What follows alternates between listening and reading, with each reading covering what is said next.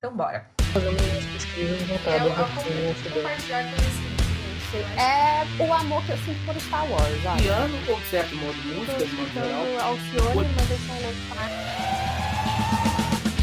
Este é o Cientista Também É, o seu podcast recheado de popstars da ciência brasileira, para te inspirar a ocupar o seu lugar no mundo científico. Uma iniciativa da Metzer que está democratizando a ciência através de tecnologia e muita informação. Começando, é claro, por sua pesquisa acadêmica. Aliás, enquanto você escuta a gente, que tal dar um pulinho lá no nosso blog? Eu tenho certeza que você vai encontrar as melhores dicas para o seu desafio acadêmico da semana.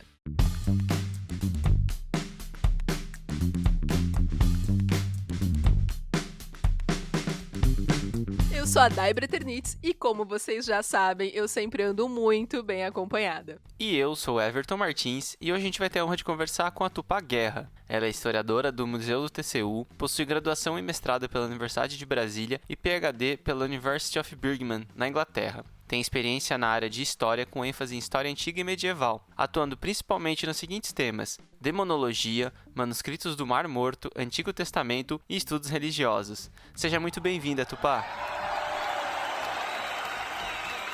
E Tupá, pra gente começar essa brincadeira deliciosa, conta pra gente, você é natural de onde? Bom, primeiro eu quero dizer que eu tô me achando incrível porque você falou popstar da ciência brasileira. Eu falei, nossa, tô fina. Vai dizer que não é agora. Não sei. Bom, então, eu nasci em Rio Branco, no Acre, mas eu morei em muitos lugares ao longo da minha vida. A minha mãe, não porque... Normalmente quando eu falo isso as pessoas falam, nossa, seu pai era militar? Eu falo, não, a minha mãe era nômade, a minha mãe gosta de mudar, sempre gostou, é isso. Eu moro em Brasília há bastante tempo, mas mesmo em Brasília, pra vocês terem uma ideia, eu estudei acho que eu estudei em 8 escolas diferentes, eu mudava mesmo dentro da mesma cidade, assim, a gente sempre mudou muito. Que delícia, que bom, né? Eu gosto. Vou falar, eu e a Dai, a gente é suspeito, porque nossa história é um pouco parecida com a sua, viu? Legal. De mudanças. E nessas mudanças aí, quais hobbies que você adquiriu e o que eles podem dizer sobre você? Bom, eu acho que eu era o tipo de... o nerd clássico, assim, que gosta de ler. Eu sempre fui viciada em livros, eu lia enlouquecidamente a minha vida inteira, assim. Teve uma época, acho que quando eu tava na 5ª série, eu fugia da sala. Fugia assim, né? Eu terminava o mais rápido possível tudo de fazer na sala e levantava a mão e ia pra biblioteca. Então, eu era rato de biblioteca, adorava ler. E, rapidinho, comecei a jogar RPG também. Eu tinha um grupo de amigos que jogava RPG. Então, a minha vida era muito ler, jogar RPG. Eu sempre gostei muito de coisas manuais. Eu não tinha, assim, né, muita coisa, assim. Eu lembro que eu tentei aprender tricô algumas vezes na minha vida, nenhuma delas adiantou. A minha mãe tentou várias vezes, eu sempre pedia pra ela e nunca conseguia aprender, até hoje não sei. Mas gostava muito de cozinhar também. Eu acho que porque a minha mãe sempre cozinhou comigo, né? Vocês vão ouvir muito, talvez, falar da minha mãe, porque era eu e ela, sempre fomos nós duas juntas, né? Então... E a mamãe sempre cozinhou comigo, minha mãe faz pão sempre, eu amassava o pão junto com ela, eu estava na cozinha desde sempre, né? Daí quando eu cresci mais, era a minha responsabilidade fazer a salada, que virou a minha especialidade por um bom tempo, era fazer a salada, porque claro, não envolvia o fogão, né? Então eu era a especialidade ali dos 7 até uns 10 talvez. E assim que deu, eu comecei a cozinhar mais. Eu lembro que eu pedi de presente de aniversário com uns 14 anos uma batedeira de bolo, porque eu adorava cozinhar e porque eu não conseguia bater claras em neve, então eu precisava sempre de ajuda. Hoje em dia eu já aprendi, mas na época eu não conseguia.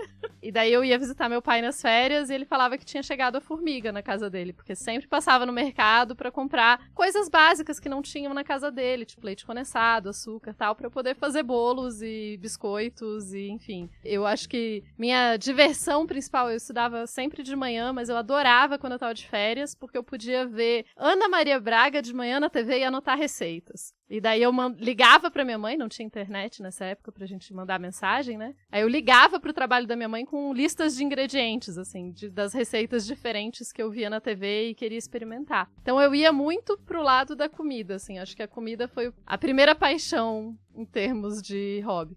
Livros, né? Mas assim, a comida entrou aí. E com o tempo, eu queria muito aprender a costurar, mas eu não sabia costurar. Só que eu dei a sorte de encontrar uma amiga, que ainda é minha amiga, a Dayara, e ela me ensinou a costurar. A gente mistura hobbies, né? Então, a Dayara ia em festas medievais, que é basicamente encontro de nerds do RPG. E daí, ela começou a fazer as roupas dela e tal, e a gente começou a costurar junto. Ela me ensinou o começo de costura e eu me apaixonei por costura. E daí a gente junta a história com a costura, e daí meu sonho, e eu ainda não concretizei esse sonho, mas o meu sonho era fazer, tipo, uma roupa, na minha cabeça na época, de 1700 da Maria Antonieta. E daí eu fui atrás de procurar livros de moda, entender mais o assunto, só que esse não era um tema que, quando eu fiz...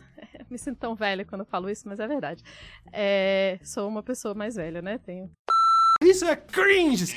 Ó, o povo cringe. Olha aí. Um pouco cringe, né? Sou bem cringe, inclusive. Inclusive, eu também não entendia esse pessoal que ficou, ai, que triste, eu sou cringe. Gente, vocês não sabiam disso? Porque, assim, a gente vai ser vergonha alheia pra outra geração sempre. 100% das vezes. Só deram um nome diferente pra isso agora, né? Mas sempre existiu, vai ser sempre assim. Né? Inclusive, quem acha a gente cringe hoje em dia, pode ter certeza que daqui uns 5, 10 anos vocês vão ser vergonha alheia de outra geração. É assim. É verdade. Então, quando eu tava fazendo história, e isso já tem mais de 10 anos, quando eu tava na graduação, moda não era considerado muito um tópico que podia ser estudado no mundo acadêmico de história, era sempre visto como, é frívolo, é um tema fútil, não é um tema de pesquisa sério. Então, eu acabei enveredando por outros campos da pesquisa. Bom, tem algumas pessoas que dizem que é bom ter um tema hobby e um tema de trabalhos. É saudável guardar um tema que você adora, pra ser só o tema que você adora, pra você não ter que produzir conteúdo academicamente sobre ele e tal, porque é gostoso ter um tema só seu, assim.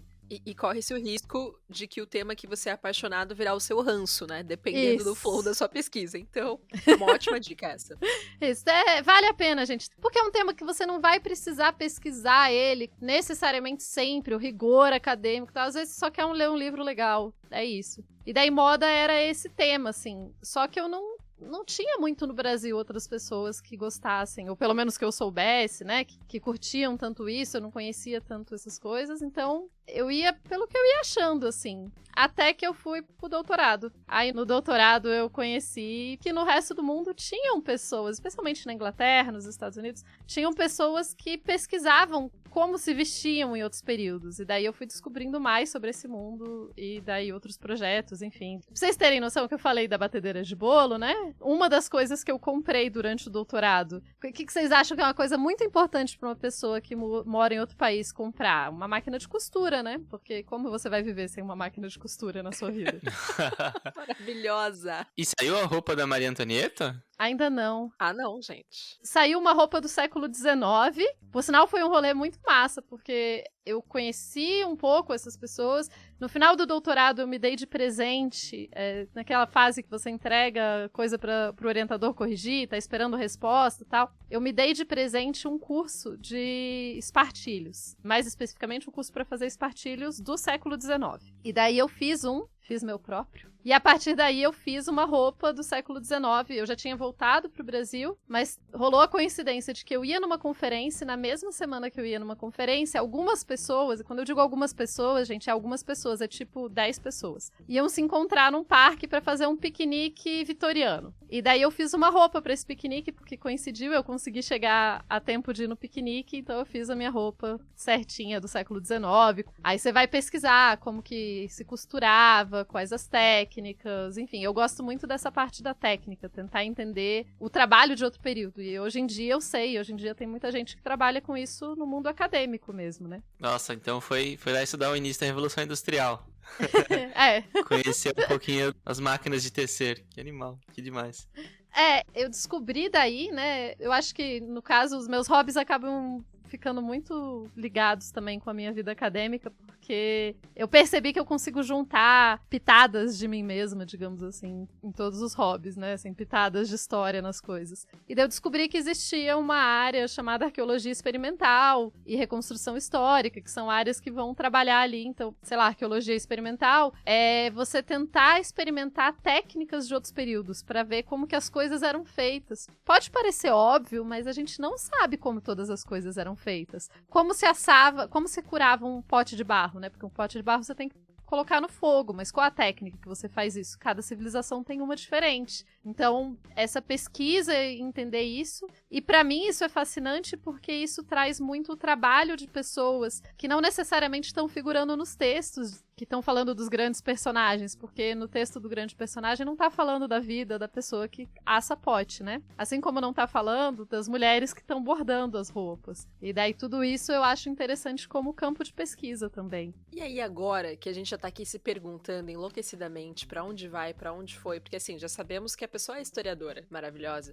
já sabemos sobre algumas coisas, e essa pergunta sobre hobbies, ela é uma paixão que a gente tem, porque é essa brincadeira que você colocou, essa diversão da gente conseguir perceber que ser cientista, às vezes aquelas pessoas ficam querendo achar assim, eu quero descobrir alguma coisa, eu quero desenvolver alguma coisa do zero, e às vezes esquece de olhar pra si, né, de ver mas o que eu gosto de estudar, de pesquisar, minhas curiosidades, elas vão pra onde, né, e às vezes ser cientista é isso, é a gente olhar com mais carinho pra isso e querer ir mais a fundo, né, então adorei a sua definição aí sobre os teus hobbies em relação a você enquanto pesquisadora, achei show de bola.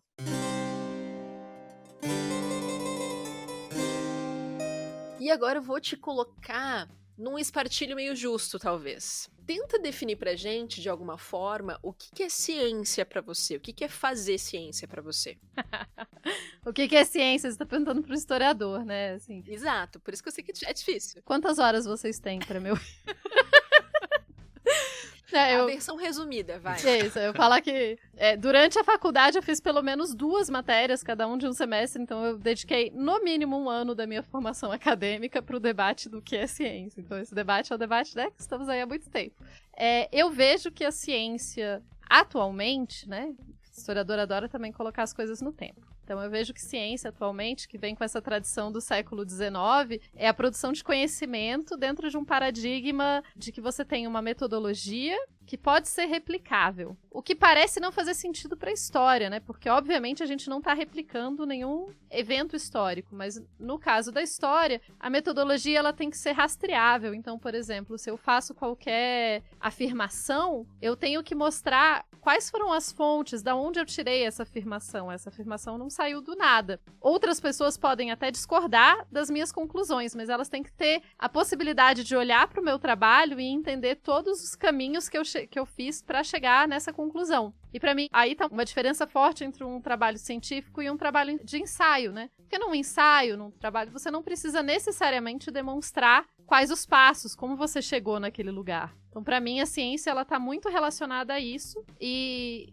é um conceito bem amplo de ciência, porque aí vocês vão ver que a gente inclui boa parte dos conteúdos produzidos e dos trabalhos produzidos em universidades, né, o ambiente acadêmico. Mas assim, eu não necessariamente, se me pedirem para escrever um trabalho sobre isso, talvez eu não saiba publicá-lo, mas essa é a percepção que eu tenho, assim. E para mim o cientista é a pessoa que trabalha dentro desses parâmetros, né, o parâmetro de seguir especificamente uma metodologia rastreável. Eu acho que a questão da metodologia rastreável é fundamental para o conhecimento científico. E, claro, o cientista tem que ser a pessoa que está disposta a errar, porque se tem uma coisa que a ciência deveria nos ensinar, é que você pode estar sempre errado. E, na real, o erro faz parte da construção de conhecimento. Errar é ótimo para a construção de conhecimento. Então, a gente não devia ter tanto problema com o erro. Eu acho que é o que a gente lê muito e o que se segue, né? Às vezes não se segue na ciência, que, na verdade, o método científico, ele só mostra formas de não se fazer, né?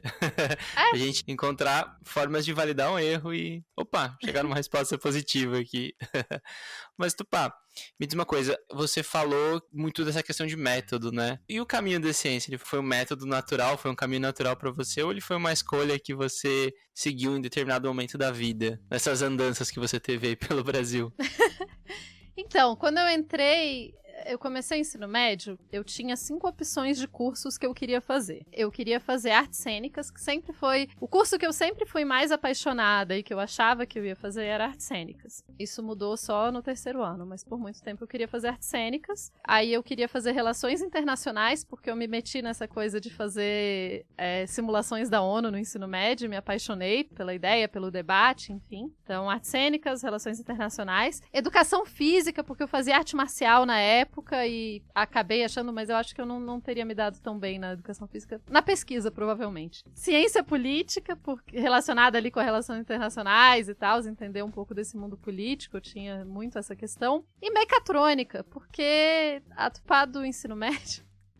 Eu não achava história muito interessante, assim, eu não via grandes desafios na aula de história e tal. Eu participava, tipo, à tarde de um curso, um dos professores de matemática dava aulas de matemática avançada uma vez por semana, e eu participava. Aí a gente participava, tinha uma equipezinha da escola, tava começando muito ainda, não tinha muito isso, mas dessas Olimpíadas, né, nem tinha Olimpíada de História, mas eu fazia, tipo, por diversão, Olimpíada de Física e tal, e eu achava robótica fascinante, então eu falei, pô, acho que eu quero fazer mecatrônica. Então estávamos aí, né? E uma das coisas que eu mais gostava de fazer no ensino médio eram as aulas práticas de laboratório. Assim, queria me deixar muito feliz, era me colocar num laboratório. E daí eu tava lá pensando, eu não lembro exatamente o dia que eu cliquei, que eu queria efetivamente fazer história. Mas eu lembro de um professor de história me falar, olha, mas é tipo, você vai ficar numa biblioteca só lendo. E eu falei, bom, primeiro parece ótimo, né? Não vemos problemas em ficar numa biblioteca por horas. Biblioteca quero. É, exatamente. Mas o que me encantou foi quando eu entendi que estudar história não era aprender e repetir fatos, era pesquisar fatos. Era um trabalho de detetive, era ir atrás, pegar uma linha aqui, outra linha aqui, outra linha aqui e tentar entender qual era o desenho do tapete. Isso é uma metáfora de um historiador, inclusive. Então, essa questão da investigação que me encantou e que me trouxe pra história. Então, eu entrei na faculdade de história com a certeza que eu queria fazer pesquisa, com a certeza que eu queria investigar, que o que me atinava era a pesquisa em si. E, inclusive, falava que eu não queria nunca dar aula. Mentira, me apaixonei por sala de aula, gosto muito também da sala de aula. Mas, desde o começo da faculdade, a pesquisa estava nas minhas prioridades, assim. Esse fazer científico do dia a dia, de ir atrás e tentar descobrir. E eu brinco que eu tenho certeza absoluta que eu tô no lugar certo. Isso não quer dizer que eu vou sempre ter essa certeza, porque eu acho que as pessoas têm todo o direito de mudar completamente de carreira no meio do nada, sabe? Assim, não acho que tem que ser pra sempre. Mas a impressão, eu gosto muito de trabalhar de madrugada, e eu lembro, assim, no mestrado, por exemplo, tal, tipo, 4 da manhã, eu sentava na janela e ficava olhando pro mundo tão silencioso, e eu tinha acabado de chegar numa conclusão, assim, depois de passar horas e horas lendo e tentando entender alguma correlação, eu cheguei numa conclusão, dá uma alegria, uma euforia tão grande que eu falo, cara, eu acho que eu tô fazendo um negócio aqui que faz sentido pra mim, porque essa euforia não vem à toa, né? É aquele brilhozinho no coração, né? Aquela coisinha que você fala, é isso, é pra isso aqui que eu fui feito, entendi. Sensacional.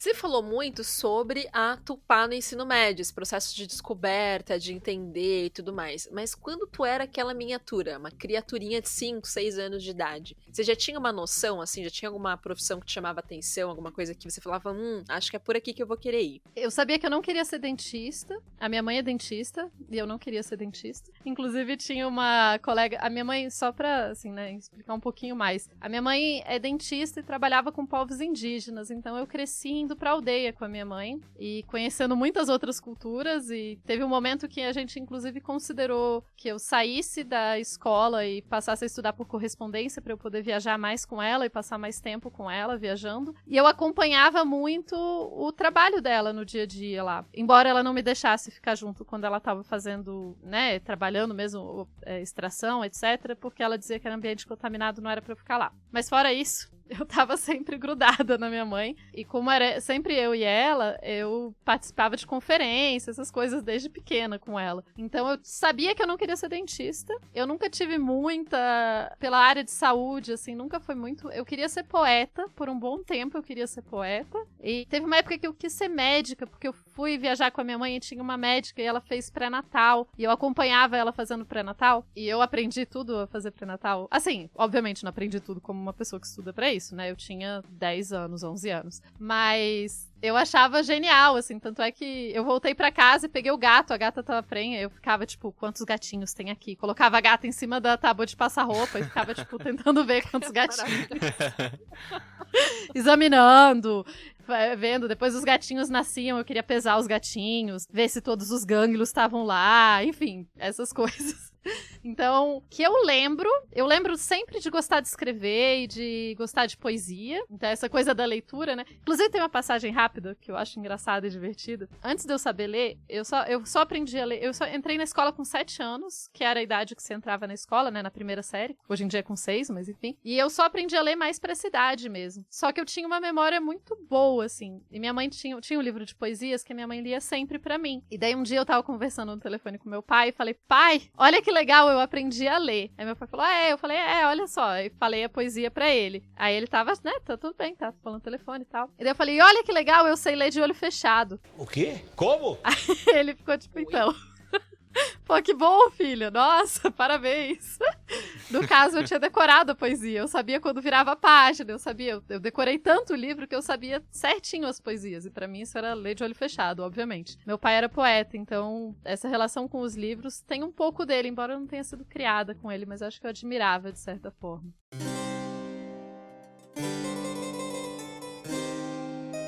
Tupá, a gente tem uma pergunta super difícil agora.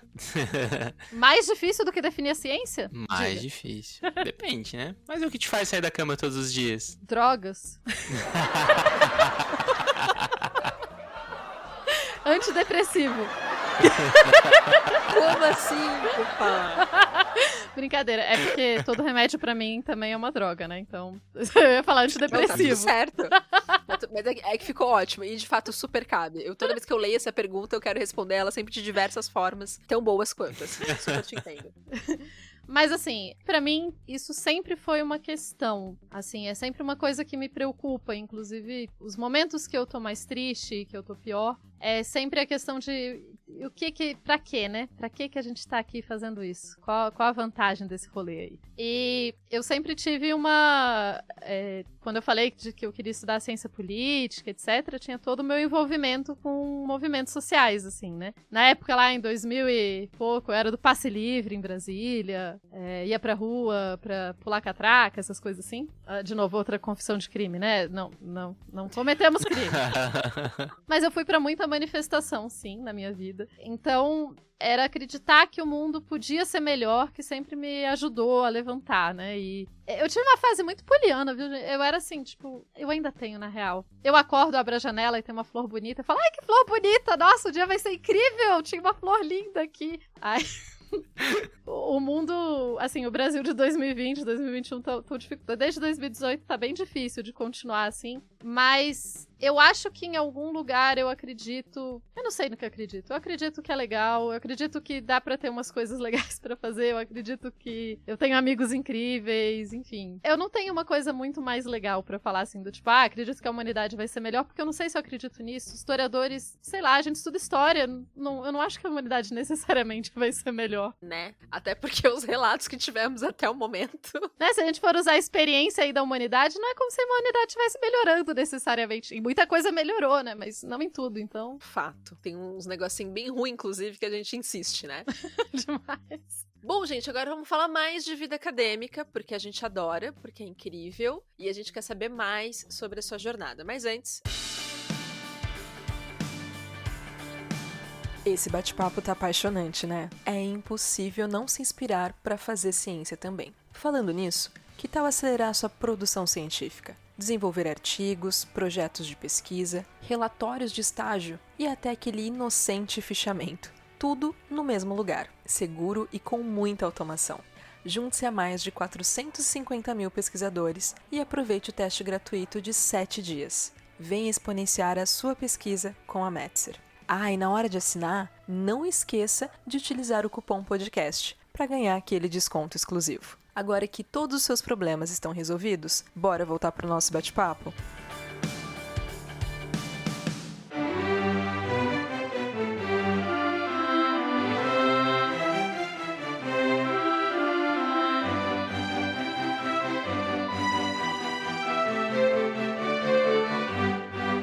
Tupá, agora responda rapidamente pra gente. Enquanto uma historiadora, uma doutora historiadora, verdadeiro ou falso, você tinha ou tem um caso de amor com as normas da escrita acadêmica? Falso. Aê! Falso. O placar tá difícil, né? Tá doloroso. Eu até Até fiquei pensando, eu ia como uma boa historiadora, eu ia perguntar, mas quais os seus parâmetros para definir escrita acadêmica? O que você quer dizer com escrita acadêmica? Mas eu fui pro falso logo, porque eu pensei, aquela coisa da ter que ser tudo complicado pra só a gente entender, ou são as regras do tipo da ABNT, que quando você vai citar, você tem que colocar 2 pontos, aí tem que ser itálico, aí tem que ser... Essa parte aí, não sou fã, não sou fã. Tento aprender há anos, mas não sou fã. Vou te dizer que era uma mistura das duas coisas mesmo. Arrasou na resposta. Ok. E qual que é a parte mais, assim, sei lá, mais complicada que você acha nesse rolê, ou que é, talvez, vamos colocar aqui, mais desnecessária? Da escrita acadêmica ou da vida científica? Não, da escrita acadêmica. Ah, da escrita vida acadêmica? científica, a gente vamos mais devagar, vamos suavizar nas perguntas. Tá, da escrita acadêmica... eu aprendi no doutorado, olha só, teve uma aula uma vez no doutorado que era sobre escrita acadêmica, exatamente, e as pessoas, eu fiz meu doutorado na gringa, né? Na Gringolândia, como eu costumo dizer, na Inglaterra, mais especificamente. E aí as pessoas lá estavam falando, olha, todo mundo precisa aprender escrita acadêmica, porque o inglês acadêmico não é o inglês que todo mundo fala todo dia. Então, mesmo quem é falante de inglês vai precisar aprender um pouco de escrita acadêmica. Eu falei, interessante. Então, você é treinado, é um treinamento que você desenvolve para aprender a escrever de uma forma que os seus pares vão entender e respeitar. Essa parte do respeito também. E daí, desde que eu comecei a fazer mais divulgação, eu comecei a escrever menos academicisticamente, talvez. Usando menos alguns dos parâmetros que a gente tá mais acostumado, assim. Eu fui fazer um concurso para professora, e daí eu reparei como a banca falava e como eu falava, eu falei, gente, tem muito tempo que eu não conversava em português com alguém em coisas acadêmicas, porque eu tô usando termos muito mais coloquiais do que o pessoal tá acostumado. Eu acho que ter uma linguagem específica para algum lugar faz sentido. A gente tem linguagens específicas para tudo, né? Como seres humanos, os linguistas vão saber falar melhor. Mas a gente tem uma linguagem de igreja, existem as linguagens para cada lugar. Isso não é um problema. Mas a questão é que é quando essa linguagem impede que o conhecimento se espalhe. Então, é difícil, assim. Eu gosto e desgosto da escrita acadêmica. Talvez essa seja a melhor forma de definir. Eu acho ela importante, mas eu acho que ela precisa ser modernizada. Eu acho que você pode passar conhecimentos complexos sem necessariamente falar de um jeito super hermético. O que não quer dizer que você tenha que escrever caraca, véi, daí teve o rolê. Não precisa ser isso, assim. Inclusive, você pode escrever, assim, coisas acadêmicas, mas eu acho que no mundo acadêmico você pode ter uma escrita mais quadrada, digamos assim, e ao mesmo tempo ela não precisa ser tão hermética. Dá pra encontrar o meio termo. Tá aí a dica. E lembrando que a gente sempre escreve para uma audiência, né? Então, tudo bem se o seu trabalho de doutorado não é acessível para o público em geral, mas você pode escrever daí outras coisas acessíveis. Eu vejo que cada linguagem tem sua função também. Eu não acho que necessariamente a gente tem que acabar com a escrita acadêmica, mas eu acho que a gente tem que valorizar mais as escritas não acadêmicas como tão importantes quanto. A gente não pode colocar a escrita acadêmica como essa coisa maravilhosa, incrível, e as outras como se não existissem, sabe? Sem dúvida, sem dúvida. E por isso que também é importante aí a parte de divulgação científica, né? Eu acho que... Com certeza. Tá aí pra trazer e facilitar a linguagem, né?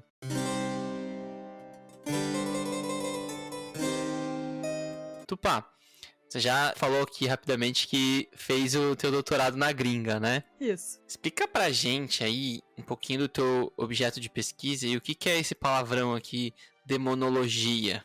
E conta um pouquinho aí, como é que o Mar Morto entra no meio de tudo isso aí? Então, né? Eu estudo demônios. Esse é o jeito mais legal de falar sobre o que eu estudo.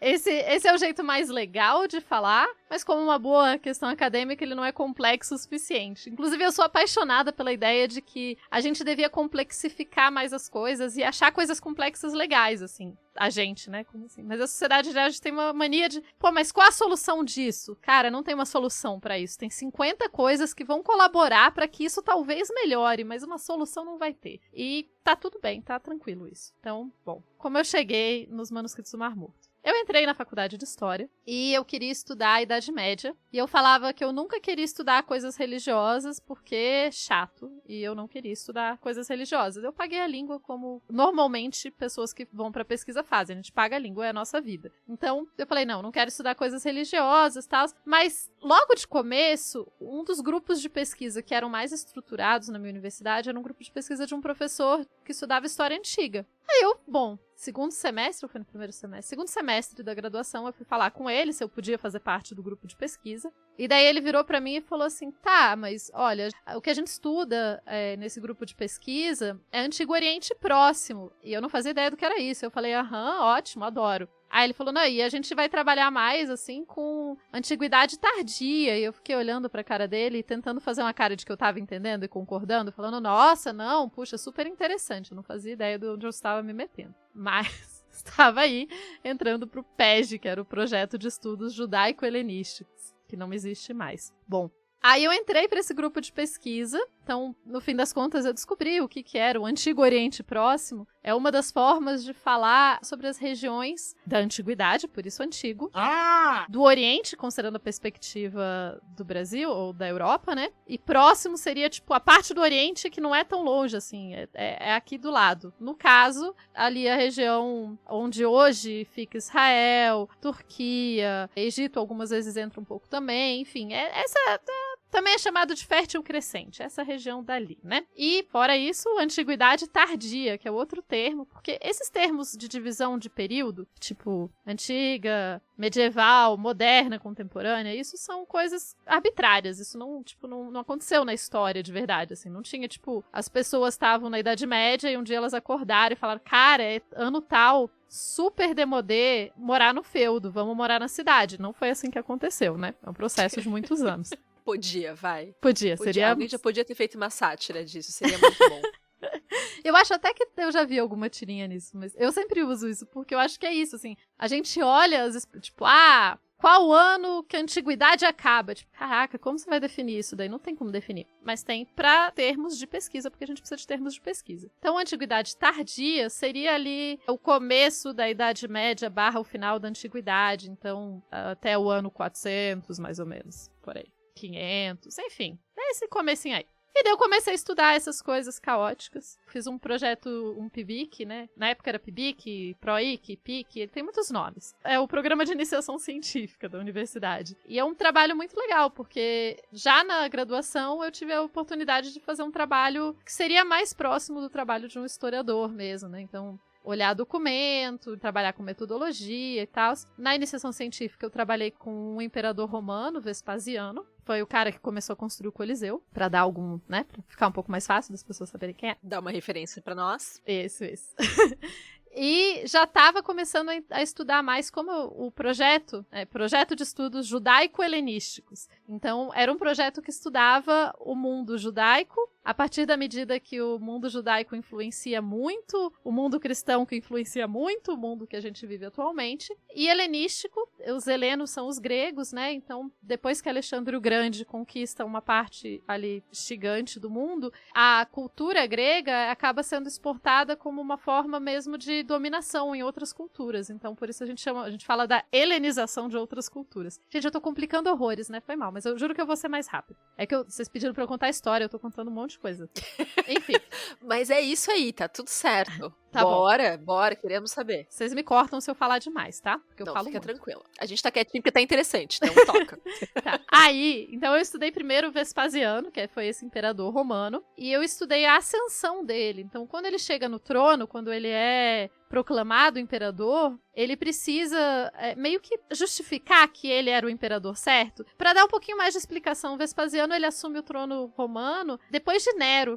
Tem Nero, que todo mundo sabe que caótico, embora ele não tenha colocado fogo em Roma, mas assim, caótico.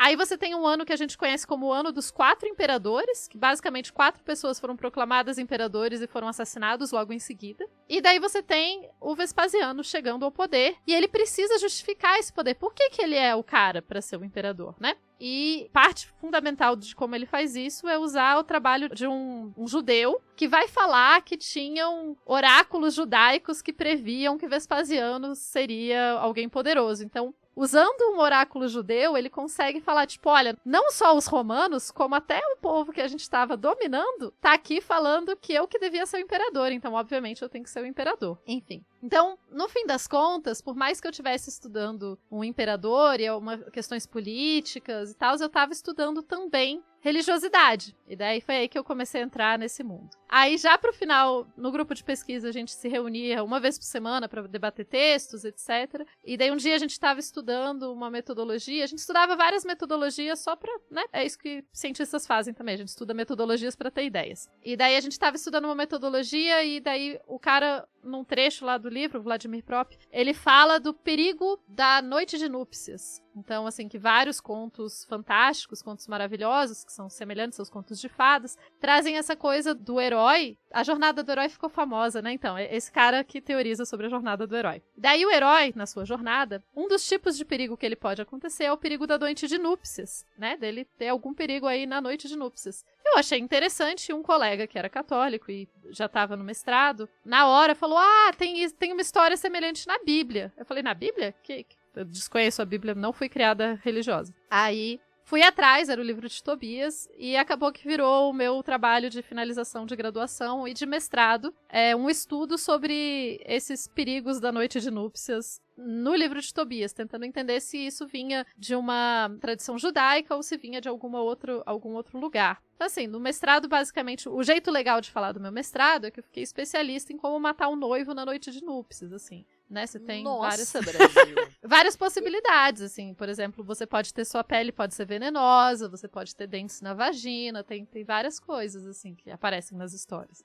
Gente, isso deve ser sensacional. Eu tava aqui esperando tu terminar pra perguntar, e afinal de contas, qual é o perigo da noite de núpcias? É Vários. Isso, é a esposa, a recém-esposa matar o seu esposo de alguma forma, é isso? Isso. E daí você tem várias culturas do mundo, tem alguma coisa, assim, em algumas culturas, assim, isso não quer dizer que isso sempre vai ser, mas em algumas culturas, especialmente nessa região ali que eu falei, no Antigo Oriente Próximo, um pouco da Idade Média e tal, da Europa, você tem essa ideia de que a mulher tem algum tipo de poder que é desconhecido do homem. E daí esse poder, ele precisa ser, de certa forma, domesticado para que seja seguro se aproximar dessa mulher. Então, vários desses contos maravilhosos, eu acabei nunca escrevendo tanto sobre essa parte, mas isso daí já vai mais pro século XIX. Mas vários desses contos são muito violentos. Então, eles falam, por exemplo, e daí o herói encontrou a mulher, tal, eles vão casar, mas antes disso, o bruxo desmembra a mulher e joga água benta.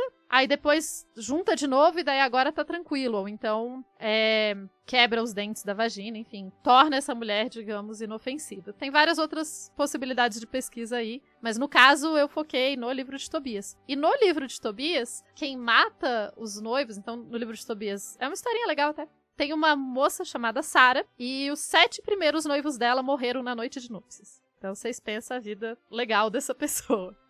É que a Sarah, ela encontrou o livro, né? Onde tinha as formas de matar a galera. E aí ela decidiu testar cada uma delas. Cada uma delas. E daí, no livro de Tobias, no caso, a Sarah está muito triste, porque todo mundo tá falando que ela é amaldiçoada e etc. E daí aparece, ela reza pra Deus, Deus manda ajuda por um anjo e tal. E daí ela casa com o Tobias. Daí ele tem outra história, por que ele vai casar com ela. Mas enfim, ele queima num incensário no quarto algumas entranhas de um peixe que apareceu antes na história, e a fumaça dessa queima fazem com que o demônio Asmodeus, que amava Sara e por isso matava todos os noivos, saia do quarto. Ele voa por causa que o cheiro é muito ruim, e daí quando ele sai dali, o anjo que estava junto captura ele e prende ele em outro lugar. E com isso libera a Sara, e a Sara pode ficar casada feliz. Inclusive, detalhe, a família dela já estava cavando a cova quando ela casou com o Tobias, porque, né, todo mundo morre, eles já estavam agilizando o processo. Né, já, descansa não, vamos pra festa, isso, vamos pra festa, faz a cova, depois a gente descansa, já deixa organizado. Aí, então estamos no mestrado. Então, na minha qualificação do mestrado e na defesa, alguém da banca comentou comigo. Falou, que interessante. Você sabia que tem muito mais trabalho em angeologia do que em demonologia? Tem menos pesquisa sobre demônios em si. E eu falei, nossa, sério? Que legal, parece um tema tão bom. Por que tem pouca pesquisa, né? Não nesses termos, mas foi o que eu pensei na hora. Eu ia falar isso, mas foi o que você pensou. Isso. E é um ótimo nicho, isso é uma dica legal pra quem tá ouvindo a gente, nesse sentido, né? Tipo, talvez se você quer que a sua pesquisa ela se destaque no meio do mar de pesquisas, né? Que às vezes alguns temas acabam aparentando dessa forma. É claro, seja muito bom no que você está pesquisando, sem dúvida alguma, mas às vezes escolha um tema onde ainda não se tenha muitas descobertas, não tenha sido muito trabalhado ainda, né? Que se torna, sem dúvida alguma, uma grande oportunidade aí de desenvolver coisas. Exato. Não, e assim, eu acho que pra quem tá mais no começo da vida acadêmica, é ver, olha aí os percalços, a gente vai mudando, eu comecei estudando um negócio, aí depois você muda pra outro, eu podia ter mudado completamente de área, tá tranquilo, assim, porque toda vez que você faz pesquisa, você tá aprendendo a pesquisar. E isso é uma coisa interessante sobre o doutorado, né, que daí, bom, aí estamos chegando perto do doutorado, eu fiquei sabendo, uma professora da Inglaterra entrou em contato com o meu orientador aqui no Brasil, porque ela achou na internet que a gente trabalhava com temas correlatos e tal, perguntando, ela ficou sabendo que ia ter uma bolsa da CAPES em conjunto com a Universidade de Birmingham, na Inglaterra, e ela foi procurar alguém do Brasil para tentar essa bolsa. Daí ela falou com o meu orientador falou, pá, o que você acha? Ela trabalha com manuscritos do Mar Morto. Eu tinha passado alguma coisa dos manuscritos do Mar Morto, mas eu falei, olha, eu não sei, não sou boa, assim, eu não entendo de manuscritos do Mar Morto. E daí o Vicente, que era meu orientador, falou, olha, Tupá, ninguém entende até pesquisar, né? Essas pessoas, elas não entendem antes de estudar as coisas. Então, se você quiser, é isso aí, você estuda. Ele falou, posso te indicar pra ela? Eu falei, pode. Daí eu fui conversar com a Charlotte, que foi minha orientadora do doutorado. A gente ficou mais ou menos 1 ano desenvolvendo o projeto e pensando. Também porque quando eu conversei com ela, eu não tinha terminado o mestrado ainda. Então, eu terminei o mestrado, aí teve um tempo que eu fiz milhares de outras coisas. Trabalhei para o Ministério da Saúde, trabalhei com outras coisas. E daí consegui essa bolsa e fui para a Inglaterra fazer meu doutorado com os manuscritos do Mar Morto. A ideia original era com os manuscritos do Mar Morto. Lembra que eu falei da coisa dos demônios, né? Mas eu guardei isso, porque ela falou, manuscritos do Mar Morto. Eu falei, olha, meu mestrado foi no livro de Tobias. Aí ela falou, não, pode ser. Depois ela me escreveu e falou, pai, o livro de Tobias não é bem a minha especialidade. Tem alguma outra coisa que você esteja interessada? Eu falei, demônios. Aí ela falou, não, pode ser então. Eu falei, nossa, lindo. Demônios. É isso aí, vamos pesquisar demônios nos manuscritos do Mar Morto. Gente, se tivesse corte, essa frase ia ficar incrível. Muita gente pergunta, né? Mas por que você escolheu demônios? Cara, se você pudesse, você não escolheria? Faz todo sentido. Então eu fiz o meu doutorado estudando como que, o jeito que eu gosto de explicar, como que judeus há 2000 anos atrás entendiam se existiam criaturas malignas ou não e como que essa crença afetava o dia a dia deles. Então, no fim das contas, é um trabalho muito mais de história do que de teologia, mas eu ficava no departamento de teologia na universidade lá da Inglaterra. E infelizmente não existe um curso de demonologia, mas considerando que o meu tema de pesquisa é demônios, então eu me considero demonóloga porque é muito mais legal de falar. E a gente fazendo teste de trava-língua do lado de cá, né, Everton? Nossa, nem me fale. Eu vou ter que falar isso na apresentação. Pode falar capirotologia também. Ou como uma amiga minha me fala, ela fala que eu sou capirotóloga, então tá ótimo também. Capirotóloga! Cara, muito bom. Ô, Tupá, mas Lúcifer não é um anjo? Então, eu posso dar 2 respostas. Uma, sim, e a segunda é, Lúcifer é muito moderno, eu não trabalho com essas coisas novas do Novo Testamento, eu trabalho com o Antigo Testamento. Eu tô falando seriado mesmo.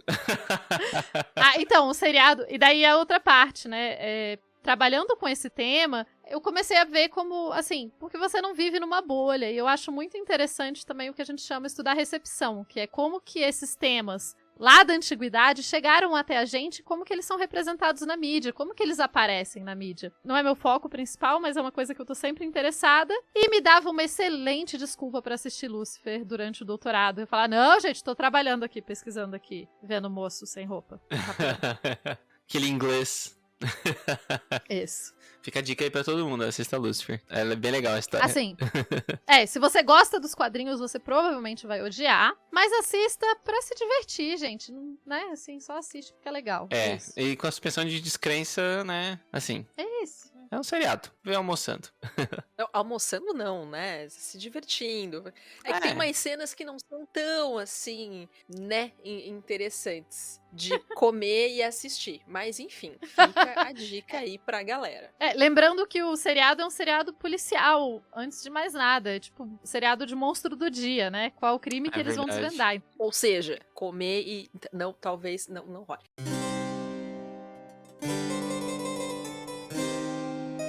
Vamos falar do que a gente pode palpitar aqui, Na verdade, a Tupá pode palpitar, queremos saber. Tupá, dentro de toda essa tua jornada de capirotologia, eu acho que é isso. É isso. É isso, ó, acertei, deu boa. Conta pra gente qual que seria a sua cereja do bolo, assim. Tu acha que em algum momento vai chegar uma parte, assim, de ações que você tenha feito, você falar, é legal, agora eu sei que deixei um legado dentro do universo científico para que outras pessoas possam beber dessa fonte. Existe essa cereja do bolo já? Pra mim, o problema é o sistema capitalista, né? Que nos obriga a ter um emprego e, enfim, então... Pra mim, claro, conseguir uma posição de trabalho na qual eu possa efetivamente trabalhar com a minha pesquisa acadêmica, né? Então, assim, só para dar uma ideia para as pessoas, nesse momento eu trabalho em um museu, eu trabalho no Museu do Tribunal de Contas da União, então eu não trabalho com a minha pesquisa diretamente, não trabalho com demônios no museu, eu adoraria, mas eu trabalho mais com finanças do Brasil contemporâneo, bem longe, acho que das coisas mais longe que eu podia trabalhar. E eu tô fazendo um pós-doutorado na UNB, entre aspas, nas horas vagas, né? Porque não temos horas vagas. Mas, então, desenvolvendo a minha pesquisa num ambiente acadêmico, porque isso é uma das questões, assim, né? Que eu acho errado, mas é comum no ambiente acadêmico você precisar estar ligado a uma instituição para que a sua pesquisa seja mais reconhecida. E para mim eu vejo que a questão principal é publicar livros, artigos, etc. Não só por causa dessa ânsia de publicação que existe hoje, porque, para quem não é da área acadêmica, você é medido a partir do número de publicações e da qualidade dos lugares onde você publica. Então, quando você vai fazer um concurso para professor, vão contar quantas publicações você tem, e daí com isso vão te dar notas, enfim. E eu sou ruim em publicar. Eu tô tentando mudar isso, mas eu sou péssima em publicar. Esses dias eu percebi... Eu publico, sei lá, no meu computador. Eu tenho vários artigos que eu já apresentei em conferências, etc., que estão guardados no meu computador e eu não publiquei ainda. Eu preciso publicá-los. E, claro, escrever livros, porque tá aí uma coisa que eu adoraria fazer, assim. Quanto a uma coisa específica de descobrir, etc., eu acho que não tem muito como, porque, pra mim, parte da ciência historiográfica é essa questão coletiva, assim. Mas o que eu adoraria fazer é publicar alguns livros justamente para que eles possam ser lidos e pesquisados por outras pessoas. Fantástico, fantástico. Esperando já os livros da Tupá aí na Amazon em melhores livrarias, né? Lançamento presencial pós-pandemia. Ah, nossa.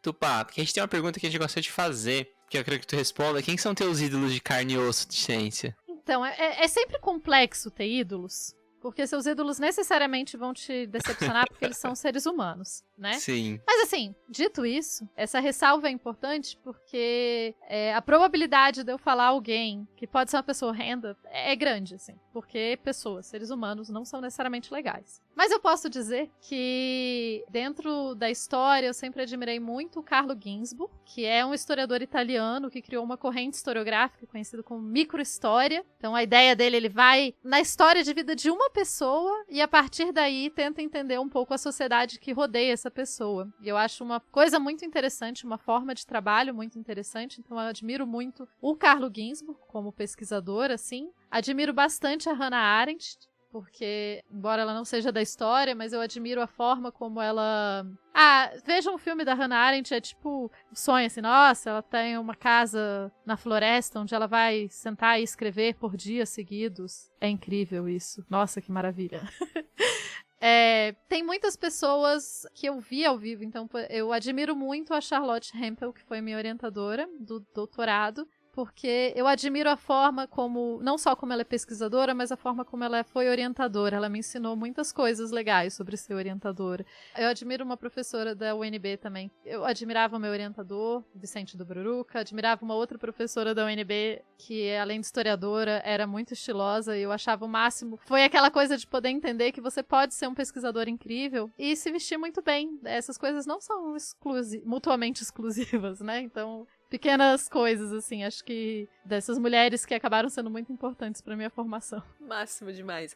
Aqui a gente fala, geralmente nas universidades que a gente frequenta, e a gente divide, geralmente, pelos centros de pesquisa, né? E é muito comum a gente ver isso, né? E fulano tem um estilo mais, tipo, tal centro, aqui no caso, né? A gente fala quando a galera é mais alternativa. A nossa estadual aqui de Santa Catarina, a gente fala, fulano tem um estilo mais faed de ser, né? Ou alguém mais arrumadinho, a gente vai pra escola de negócios. O fulaninho já é mais exag, jeitinho de ser. Então, de fato, é muito legal quando a gente vê essa galera que nos mostra que fugir da curva é sim uma opção, né? É possível ter outras referências pra seguir. Sensacional, legal. Acho que você escondeu o jogo da gente aí sobre seus ídolos, seus fãs, pessoas que você admira, mas vamos deixar. Deixa quieto.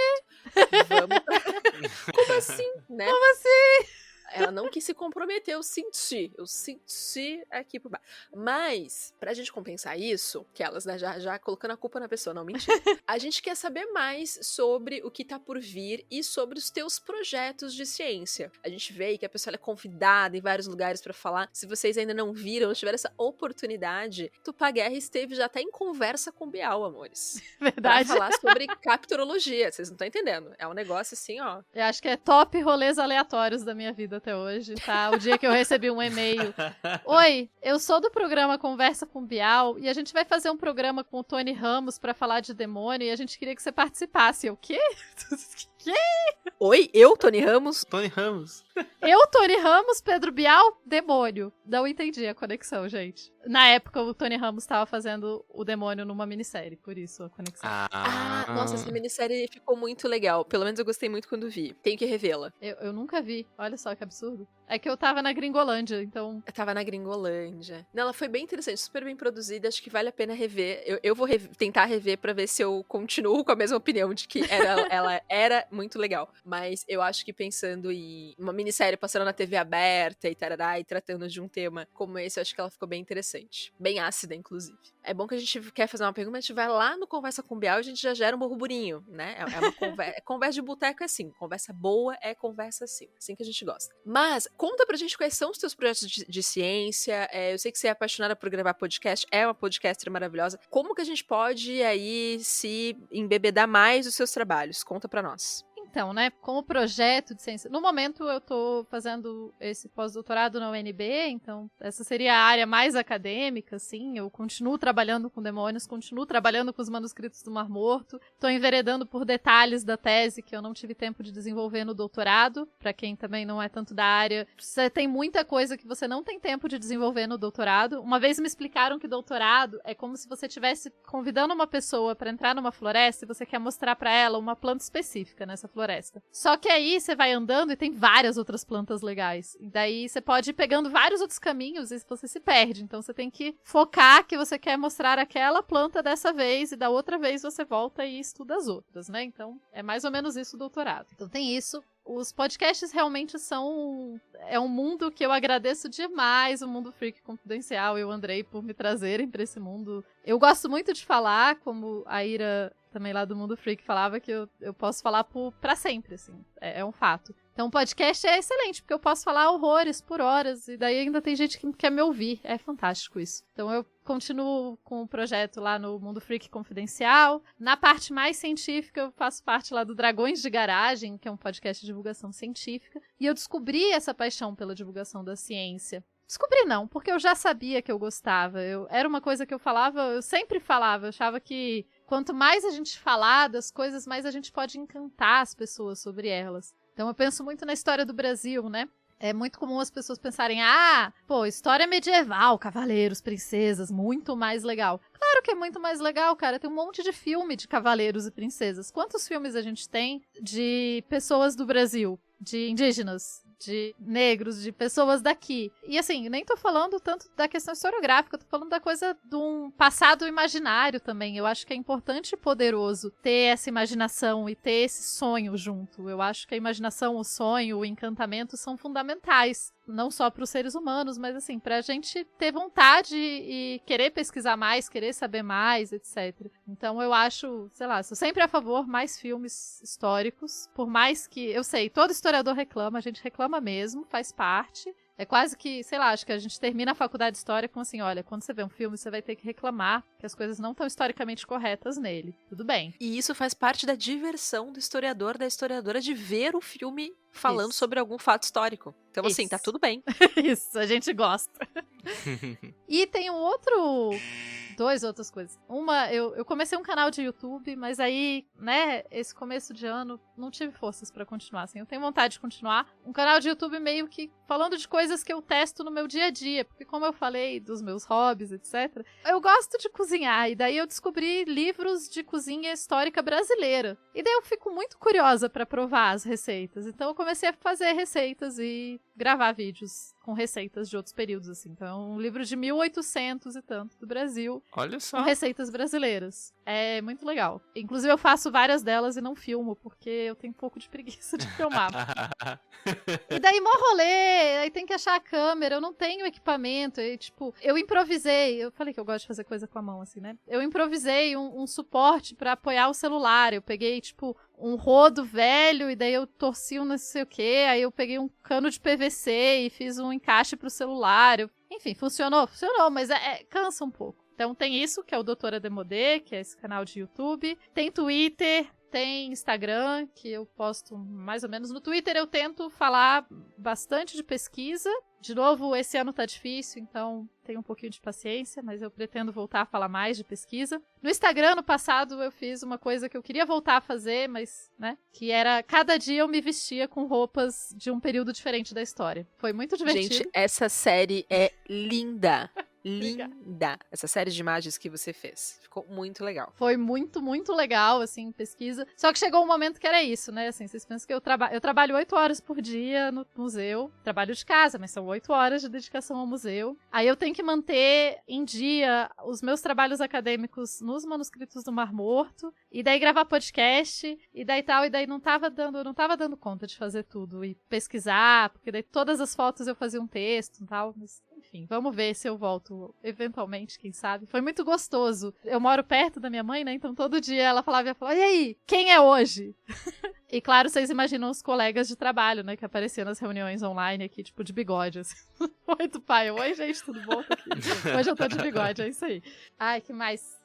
Sim. E daí tem um outro projeto que chama Traje Brasilis. Eu falei que eu fico colocando meus hobbies na história, né? Que é um projeto de pesquisa colaborativo com pessoas do Brasil todo, em que a gente está pesquisando e tentando entender melhor como que as pessoas se vestiam no Brasil em outros momentos. Então, junta um pouco essa questão da reprodução histórica, né? Tentar fazer roupas com técnica, com materiais e etc. de outros períodos, junto com a ideia de tentar entender essas roupas de outros períodos. Porque se a gente pensa, sei lá, Inglaterra, tem um trabalho já há muito tempo com isso, você tem uma imagem muito forte, assim, de como que as pessoas se vestiam na Inglaterra em 1800, como que as pessoas se vestiam em 1700. França, a mesma coisa, eu falei do vestido da Maria Antonieta, né? Você tem essa imagem. Mas como que as pessoas se vestiam no Brasil em 1700? Porque a gente não tem essa imagem na nossa cabeça. E a imagem que a gente tem das novelas, uma das coisas mais fantásticas que eu acho que a gente já descobriu nessa pesquisa, a gente começou com 1700, baseados nas gravuras de uma pessoa que visitou o Brasil. Então, claro, são gravuras, aí tem todas as outras questões para pensar, mas uma das coisas que chamou muita atenção da gente é a utilização de cores. Final do 1700 na Europa, a gente vê tudo muito pastel, pouca cor. E aqui é uma explosão de cor, assim. Inclusive nas roupas das pessoas escravizadas, que as novelas e os filmes nos convenceram que essas pessoas se vestiam de bege, e que era aquela coisa, sabe, bege e estranha e monocromática, e sem corte, só tipo um saco amarrado quase, e isso não era uma realidade. Inclusive, eu acho que boa parte desse gosto por cores fortes vem de uma influência que essas pessoas que foram trazidas à força da África trouxeram pra cá. Então, assim, de novo, complexificar as coisas, enfim. Então esse Traje Brasilis é um outro projeto que eu faço parte também. De hobbies eu nem falei, eu gosto de fazer arco e flecha também, mas isso tá um pouco parado no momento. É que no doutorado eu entrei para um clube de arco e flecha e eu competia pela universidade, que foi outra história muito legal, assim. Nossa. Não é que assim eu faço, tipo, vou ali me divertir. Não, a pessoa competia. Entendi. Não, mas eu comecei, tipo, eu fui na aula e falei, vou fazer uma aula aqui. Aí eles falaram, vamos chamar algumas pessoas pro time. Aí eles me chamaram pro time. Eu falei, nunca que eu vou dar conta do time, gente. Eu tô fazendo doutorado, não tenho tempo pra ficar me dedicando a um time. Quantas horas por semana? Porque 11 horas por semana, 5 vezes por semana de treino? Eu não vou ter tempo de fazer isso. Daí eles falaram, não, mas ó, vai fazendo. Por que você não entra no time e vai testando? E se você não estiver dando conta, a faculdade, né, obviamente é um grupo universitário, a faculdade é prioridade. Eu falei, tá bom. Aí, tipo, um ano depois, tava eu lá, não tendo faltado nenhum treino, acordando 6:30 da manhã pra ir competir, esse tipo de coisa. É isso. A vida é caótica. Se apaixonou, fazer o quê, né? Isso. Por que não? Exato.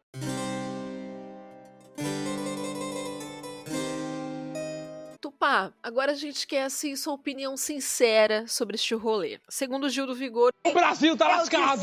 Quero saber se você concorda, discorda, totalmente, parcialmente. Concordo, infelizmente. Ai, meu Deus, que triste. Mas uma hora vai dar boa, né? Então, eu faço essa afirmação pra te perguntar. Enfim, estamos num momento pandêmico, caso alguém que esteja nos ouvindo ainda não tenha percebido. Estamos vivendo um momento pandêmico. Sabia não? E a gente queria entender um pouco sobre essa relação da história e outros processos pandêmicos, né? Em algum momento a gente falou sobre essa questão de quando a gente vai analisando o comportamento da humanidade ao longo dos processos históricos, a gente percebe que não necessariamente melhoramos para melhor, né? Mudamos para melhor. Exato. Então te pergunto, tu que aí tem o conhecimento, os paranoias, todas as datas históricas gravadas na cabeça, tenho certeza, se eu te perguntar uma aqui agora, você vai saber me dizer quando que aconteceu o ano e horário e os principais atores Isso. deste fato histórico, tenho certeza. É isso que historiadores sabem, inclusive. Não é?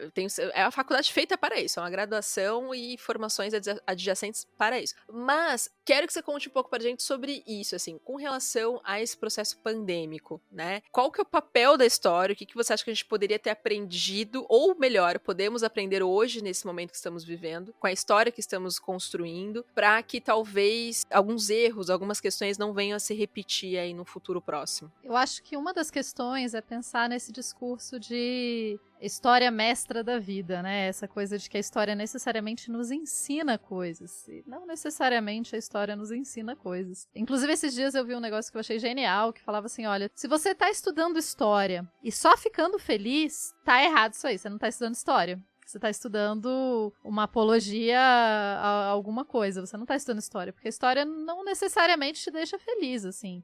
Você vai estudar história, você vai ver que os seus antepassados foram pessoas horríveis, provavelmente, né? Você vai ter que aprender a lidar com essas questões. Então, eu vejo que a história não necessariamente nos ensina. Agora, eu vejo a história com um papel muito importante. Eu brinco que o papel do historiador é, obviamente, dominar o mundo. Que a narrativa histórica, especialmente a narrativa histórica que é contada pra gente desde que a gente cresce, constrói muito, obviamente não é a única coisa, mas constrói muito quem nós somos. Então, a gente aprende desde sempre no Brasil que a gente não se revolta, que a gente é amigável, que a gente, enfim, por mais que a gente saiba que essas coisas não são verdades, essas coisas vão fazendo parte da nossa mente. Assim como a gente aprende, não, o Brasil não existe racismo. O Brasil é um lugar onde as 3 raças, que é outra coisa que não faz nem sentido, convivem harmonicamente. A gente sabe que isso não é verdade. Mas todas essas crenças, elas vão sendo incutidas na nossa cabeça. Então, a narrativa histórica faz parte de uma narrativa de poder, faz parte de uma narrativa de o que a gente quer e como a gente vê o mundo, assim, né? Então, esse ponto número 1. Pensando num viés historiográfico, inclusive todo mundo fala, ai, coitados dos historiadores do futuro que vão ter que explicar esse período. Não, gente. Historiador do futuro vai olhar pra cá, você acha que ele vai ficar contando tudo o que aconteceu no ano? Ele vai olhar, tipo, o governo Bolsonaro talvez seja, tipo, uma nota, não precisa nem ser uma coisa, provavelmente não vai ser uma nota, mas assim, ninguém vai explicar dia a dia, então parece caótico porque a gente tá vivendo. Quando a gente olha de longe, provavelmente não vai ser tão caótico, até porque quando a gente olha de longe, a gente consegue perceber tendências que quando a gente tá vivendo, a gente não consegue perceber. Então assim, o Brasil tá lascado? Tá. Eu vou lembrar aqui o que um antropólogo amigo meu falou uma vez. Isso antes do golpe que tirou a Dilma. Eu tava no doutorado, eu vim pro Brasil pra visitar e comentei. Falei, pô, todo mundo tá falando que tá muito difícil, tal. Ele falou, mas quando que teve bom? Eu falei, realmente, né? Não é como se tivesse sido maravilhoso por um bom tempo, porque a gente tava mais ou menos e daí a gente ficou ruim de novo. Mas a verdade é que momentos históricos passam. Momentos históricos, eles mudam. Eu não vou dizer que a história não é necessariamente cíclica, mas as coisas passam. Vai passar. A ditadura militar passou. Então, desse momento vai passar. Vai. Agora, quanto tempo vai demorar pra gente conseguir reconstruir muitas das coisas ou repensar a nossa sociedade? Difícil dizer. Eu acho que tem coisas que estão acontecendo no momento. A gente vai demorar mais de 10 anos pra conseguir chegar num lugar mais tranquilo de volta. Nossa, muito pessimista. Não, pessimista, sei lá, gente, até porque é isso aí, né? Mas é porque, assim, eu diria que nem é pessimista, eu tô falando que vai passar eventualmente. Mas quando que a gente vai ver isso melhorar? Não sei. Até porque historiadores são profetas do passado, a gente só sabe falar sobre o passado, sobre o futuro a gente sempre erra.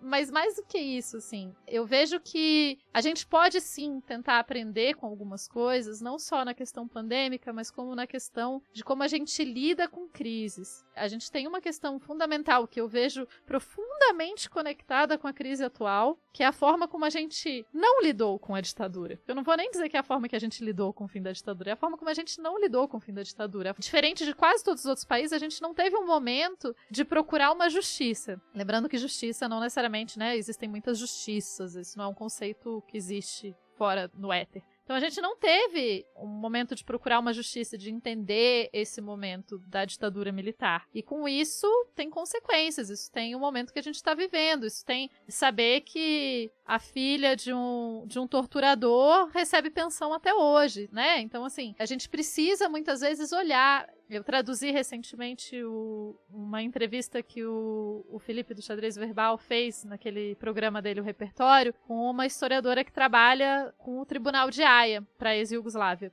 E ela estava falando sobre justamente essa questão da justiça coletiva que precisa ser feita. Que não é necessariamente condenar todo mundo. É um processo de lidar com essa situação e de resolver a situação. Que não necessariamente, não estou dizendo que necessariamente passa pela condenação de todos, mas ela passa por falar sobre as coisas claramente e resolver as coisas como sociedade, assim. Então, como a nossa sociedade vai ver isso que aconteceu? Eu penso que isso vai ser necessário para esse momento que a gente vive. Como a nossa sociedade do futuro, e daí por isso a gente vai precisar de historiadores para colaborar, né? Como a nossa sociedade do futuro vai pensar nesse momento que a gente viveu, vai entender esse momento que a gente viveu e vai elaborar essas questões, porque se a gente só colocar para baixo do tapete de novo, vai dar ruim em breve. Não adianta a gente ficar colocando as coisas para baixo do tapete, a gente precisa lidar com esses momentos terríveis, porque eles fazem parte. E este governo, que hoje, ainda há pouco, falava na existência de terrorismo, ele se esquece que terrorismo político só se caracteriza quando o regime é democrático, quando, ao contrário do que ocorria aqui no país, se sufocaram todas as liberdades e aqueles, portanto, que desesperados, muitas vezes sem ver perspectivas para o futuro,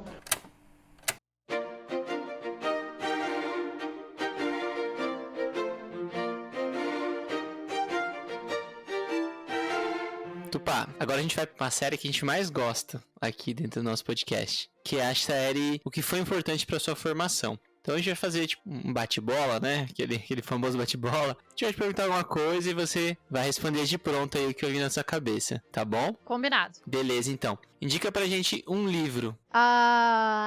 Cosmos, Caos e o Mundo que Virá. Eu acho que é um livro muito interessante, o autor é Norman Cohn, e ele fala sobre a construção de 4 religiões, né, de algumas religiões, não só 4 religiões, mas justamente essa construção de que algumas religiões da antiguidade vão fazer sobre o que é o cosmos, como o mundo surgiu, o caos primordial e o mundo que virá, e o mundo pós-morte, enfim, é em alguma medida também relacionada com o que a gente entende de inferno hoje em dia, mas é isso aí. Já gostei, esse eu não conhecia, já tô aqui anotando na lista.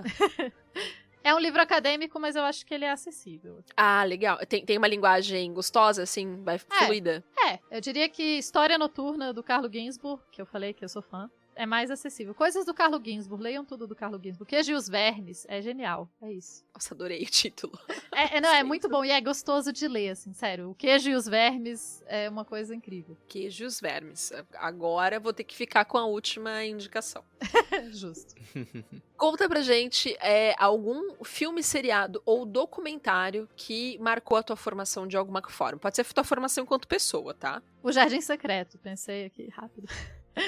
É um filme que eu vi quando eu era criança. E eu adorava assistir o Jardim Secreto. E eu reassisti esses dias e eu continuo achando ele muito legal. Então eu recomendo que as pessoas assistam o Jardim Secreto. Assim, é um filme de criança, uma menininha e tal. Tem, claro, se a gente analisar assim, né? Porque menininha branca na Inglaterra e tal. Mas eu acho que foi um filme que ele tem um pouco da questão do mistério, do segredo, de descobrir algum passado. Enfim, eu gosto muito. Ele disse que estava esperando a senhorita. Os animais contam-me todos os segredos. Ele não contaria o meu, contaria? Sobre o que, senhorita Mary? Um jardim. Eu roubei um jardim. E qual que é a trilha sonora aí que embala teus estudos? Aí pode ser um artista, uma banda, ou um podcast também. Olha, pra estudar, eu ouço muita trilha sonora de seriado e de videogame, porque trilhas sonoras de videogame são feitas para concentração. Então eu recomendo trilhas sonoras de videogame em geral, mas boa parte do tempo, quando eu tô estudando, eu ouço a trilha sonora de Penny Dreadful, que é um seriado também muito bom. E eu recomendo a trilha sonora, que ela é... Assim, ela é meio assustadora, mas eu gosto de trabalhar ouvindo música meio assustadora.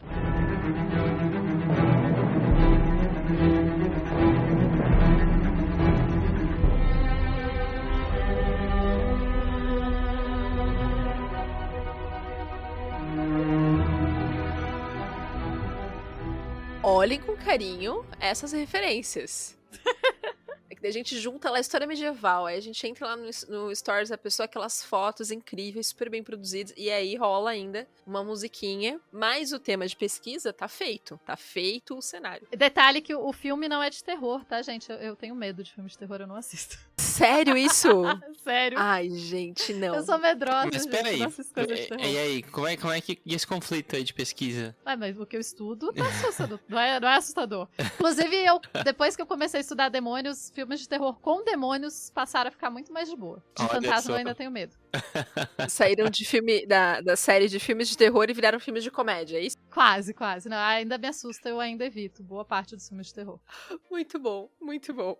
Esse eu acho que vai ser um pouco desafiador, levando em consideração o teu amor, vou assim colocar, pela gastronomia. Então, conta pra gente uma comida, assim, que te transporta pra algum lugar, pra algum momento, enfim, que você comeria ela em qualquer lugar do mundo, em qualquer situação. É complicado essa, viu? Eu vou pensar aqui, O que ajuda a pensar é que, como eu morei 4 anos e meio fora do Brasil, então tiveram comidas que eu sentia muita falta, né, de lá, assim. Eu acho que farinha, tipo farinha de mandioca, pra colocar nas coisas. Sim. Farinha de mandioca é uma parada que eu acho genial. Ela não é exatamente um prato, né? Mas você pode fazer aí farofa, você pode colocar no feijão, você pode comer com açaí. Eu adoro açaí sem açúcar, açaí mesmo, lá do norte, né? Mas eu tenho a impressão que algumas das coisas que você come quando você é criança marcam muito o seu paladar, assim. Então, tem comidas do norte do Brasil que são muito marcantes pra mim. Então, açaí, tipo um açaí com peixe frito, né? Então, açaí não é doce pra comer com peixe frito e farinha. Mas, isso pra mim, fecha o olho e tô em outro lugar, né? Olha só que demais. Uma viagem ao passado. Isso, sempre.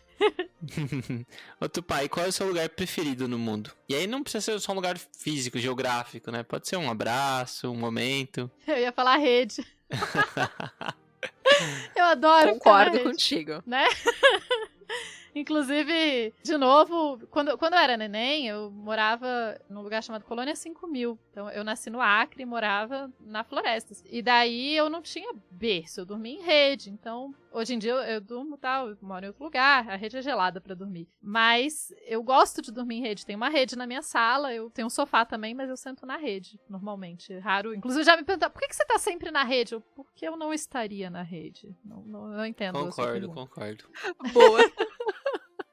Então a rede pode ser um lugar aí. Nossa, um lugar incrível, incrível. Me lembrou de um momento agora, em casa de mãe. Tá vendo? Show de bola. Serve pra dormir, serve pra sentar, serve pra ficar olhando o mundo, serve pra brincar. Adorava brincar na rede quando era criança. Então. Nossa, pra tudo, né? É um lugar que você fica acolhidinho, parece um casulinho feito pra gente, né? É sensacional. E ainda é fácil de carregar por aí. Olha só. Perfeito. Boa! Não tinha pensado nisso. Fato, é fácil de carregar por aí.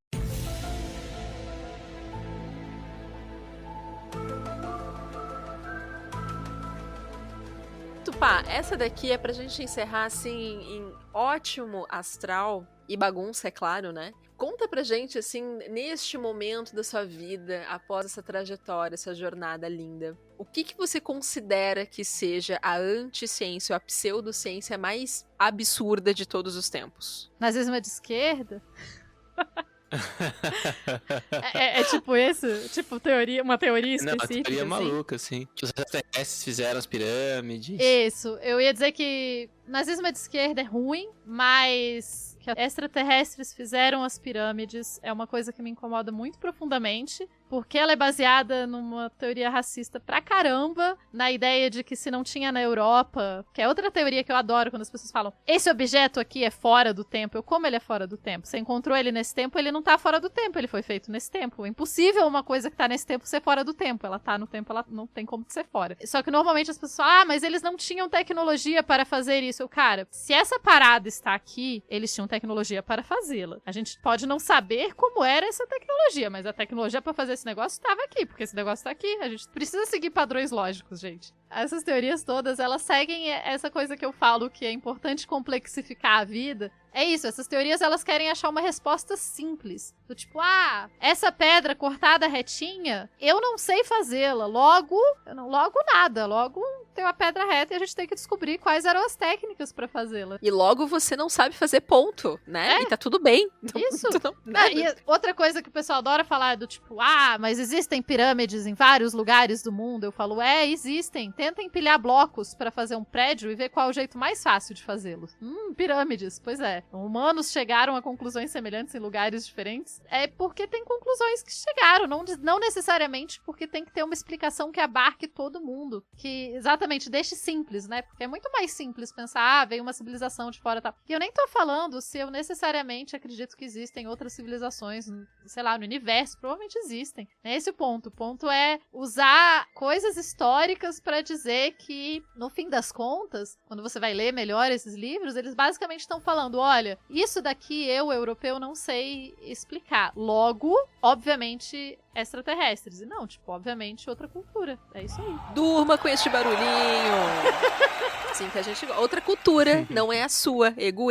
É incrível. Milhões de pessoas acham incrível, não sabem como é que foi feito. Ego, não é eurocentrado. Tá tudo certo. Não, tipo o dia que você descobre que na África existem ruínas impressionantes de cidades enormes. E daí você fala, peraí. Primeiro que é óbvio, né? Mas assim, então peraí que tem ruínas impressionantes de cidades que eu não sabia, sítios arqueológicos que eu podia visitar e eu não tô sabendo, porque, na real, o máximo que vocês me falam da África, das pirâmides, do Egito? Não, gente, tanta coisa legal pra gente conhecer. E que, diga-se de passagem, existem pessoas que acham que fica fora do continente africano, o Egito. Isso é importante a gente levantar. Enfim, né?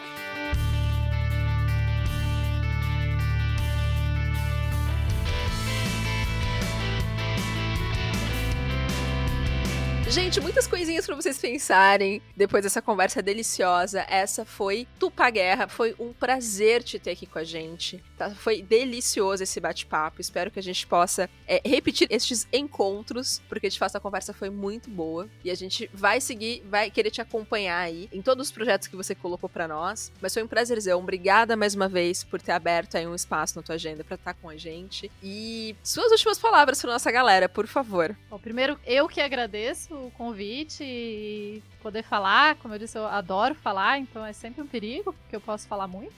Mas eu que agradeço o convite. Falei dos projetos e tal, enfim. É relativamente fácil me achar nas redes, é @tupaguerra, então é relativamente simples. E se apaixonem pelas coisas e valorizem o encantamento, essa coisa meio... Eu vou falar magia, mas a magia no sentido... Não no sentido de mágica mesmo, mas assim... Valorizem esse mundo encantado e valorizem poder se apaixonar pela sua pesquisa e pelo que você faz. E se não é uma pesquisa, também se apaixone por, sei lá, aquela coisa, né? Eu sonho um dia que seja tão valorizado ser pedreiro quanto ser doutor em alguma coisa, porque são especializações incríveis e fantásticas, e se apaixone pela que te faz bem, assim. Arrasou na última dica. Muito bom mesmo.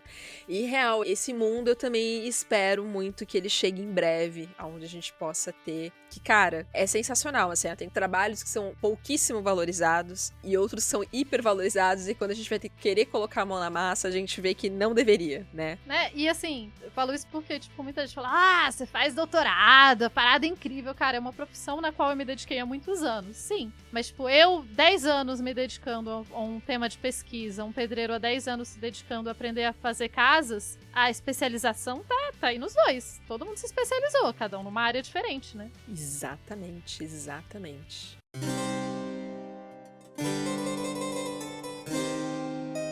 Bom, gente, nós aqui da Metzer, através do Cientista Também queremos continuar proporcionando estes bate-papos deliciosos e, claro, muito construtivos, né? Com algumas alfinetadas, algumas coisinhas, mas faz parte do glamour, faz parte da brincadeira. Por isso, comente, compartilhe, indique. E se você tem alguma pessoa incrível que você gostaria de ver por aqui, dá um toquezinho na gente. Comenta ali, quando estiver compartilhando com a galera, já dá uma comentada. Ei, pessoal, @Metzer, dá uma olhada nesse pesquisador, nessa pesquisadora. Vai ser incrível ver ela lá no podcast Cientista Também Valeu, pessoal, até semana que vem. Valeu, gente. Tchau, tchau.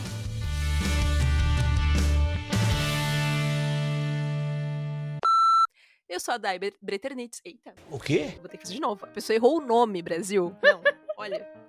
Isso é... Não, Você já vai colocar nos nem vai créditos. fazer de novo. Já vai continuar, já vai com o nome errado. Pelo amor de Deus. Rodrigo, esse episódio vai ser com o nome errado. Este podcast foi editado por Dente de Leão.